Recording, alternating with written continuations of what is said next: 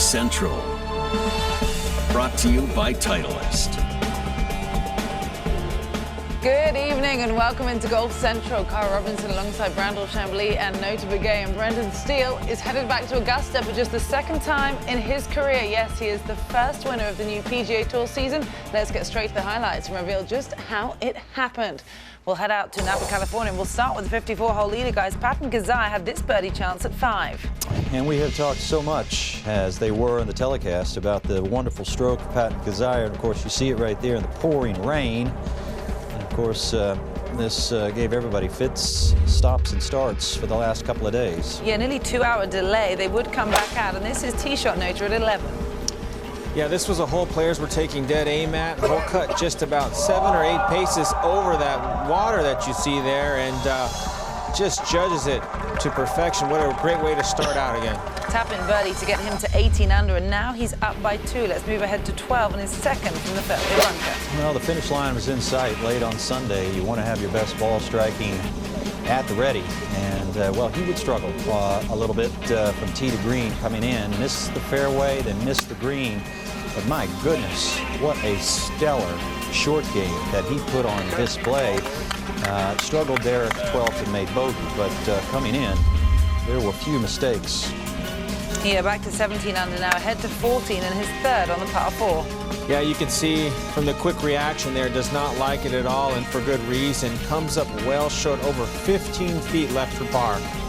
Yeah, he left that short of the green. Then he had work to do from just over 15 feet. Yeah, and this was one of a couple saves coming down the stretch that he had to have. Putter kept him in the game all day. He was putting well from inside 8 feet, that's for sure. Meanwhile, Brendan Steele was lurking one shot back. Brandel birdie chance here at 17. Very quietly in 6th place after 54 holes, but with Patton Kizzire making a few mistakes, Brendan Steele makes birdie at 16, and then at 17, and then what a pitch to the back right hole location here. Trying to flight it down. Greens are soft, and gets this one to skip back there a couple of times, and then put the brakes on, but it left him right beneath the hole with just a wonderful look for his 3rd birdie in a row, and a chance to put more pressure on those that were playing behind him. Yeah, he would shoot a final round 65, posting 18 under. Kizzire got some work to do now. The par 5 16th, his 4th from the bunker. Well, you heard him in his post-round comments. Did not have his game tee to green. Found himself in a lot of difficult positions. Again, trying to save par on a hole that a lot of players were taking good looks at birdie. Needs this just to have any chance of staying in the hunt, and he gets it. Some clutch batting from Mr. Kizzire. He parred 17, now at 18, still one back, his 3rd. That's right, needing to make a birdie. He missed the fairway, and there you can see how late he was, missing this green to the right. A quicker transition in his backswing, and of course Brendan Steele staying warm, anticipating perhaps a playoff. This would have to go in to force that playoff. Well, he gave it a good run. That close to forcing extra holes, but it would be a runner-up finish for him and a win for Brendan Steele, his 1st since the Valero Texas Open in 2011. Christian Donald on his back. His brother was hosting the British Masters this week. Brendan Steele is incredibly happy to be heading back to the Masters next year for just the 2nd time in his career. He finished with 3 straight birdies, a final round 65. Notably, Paul Casey, in a tie for 3rd, has produced his 4th straight finish in the last, his 4th top 4 finish in the last 4 events. Some incredible play from the Englishman. Well, Todd Lewis is with the winner in tonight's Titleist Tour Report. Champion here at the Safeway Open. Brendan, give me your attitude, your mentality as you started today chasing the lead. Yeah, I've been playing some really good golf, but obviously being 4 back, you've got to really make something happen, especially when the conditions are soft. So I wanted to be aggressive, and I didn't want to just kind of coast in and just make sure that I had a decent week. I find myself doing that a lot, where I just make sure that I don't make mistakes. And today I really tried to make sure that I stayed committed to what I wanted to do and tried to birdie every hole. If you had to pinpoint one thing, what did you execute the best today? I think my putting coming down the stretch was really the most important thing, and then definitely some wedge play stuff. I've been working on some stuff with Dave Pells that really helped me with the soft conditions, take some spin off the ball and really control my numbers, which is somewhere that I've kind of struggled in the past. Last year you had the 54-hole lead at this event. You shot an over par final round and took yourself out of contention. I know you were disappointed. How much more gratifying is it to come back here and win after last year? Yeah, I mean, you don't often get that chance in life to really redeem yourself in the same way at the same place, and to do basically just the opposite. I think I bogeyed 5 of the last 7. I had the lead and bogeyed 5 of the last 7 last year, and then this week to birdie, I don't even know, 4 of the last 6 or whatever it was, the last 3 for sure. That really helps. Final thing, I've had a lot of tour players, multiple winners tell me winning the first one was tough, but winning the second one was even harder.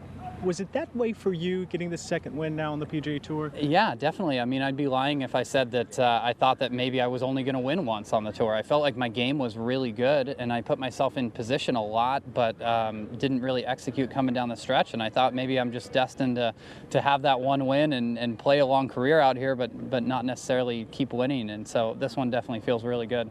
By the way, your tournament schedule has changed a little bit for 2017. You'll be at the PGA Championship, you'll be at the Masters, and we'll see you at Kapalua. Congratulations on a great victory. All right, thanks, D'Lo. All right, Brendan Steele, guys. Thanks, Todd. Well, he mentioned it. Brendan Steele held a one-shot lead through 54 holes here last year, but after a final round 76 would finish in a tie for 17th. This time around, he was in a tie for 6th through 54 holes at 11 under par, but a final round 65 that included those 3 closing birdies earned him the title and his first win since the 2011 Valero Texas Open. That really is redemption, Noda.